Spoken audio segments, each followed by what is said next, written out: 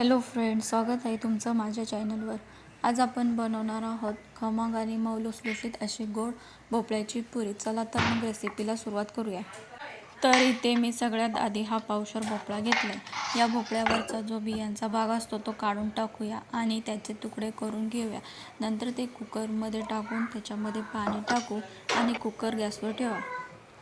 भोपळा उकडल्यानंतर त्याच्यावरचा जो भाग आहे तो चमच्याने काढून घ्यायचा आहे आणि त्याला चांगलं स्मॅश करून घ्यायचं। चांगलं स्मॅश झाल्यानंतर त्याच्यामध्ये इलायची पावडर, खसखस आणि गूळ टाकून त्याला चांगलं एकजीव करून घ्यायचं आहे।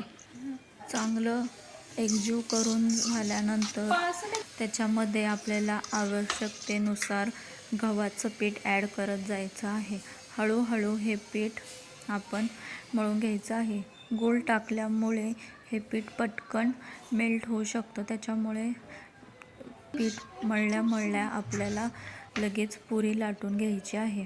आता हे पीठ व्यवस्थित मळून झालं आहे। आता याचे आपल्याला पुरी करण्यासाठी लागेल तेवढ्या साईजचे गोळे करून घेऊयात। त्याच्यानंतर हे गोळे मी पटकन लाटून घेत आहे, कारण गूळ टाकल्यामुळे गुळाचं मिश्रण लगेच मेल्ट होण्याचे चान्सेस जास्त असतात।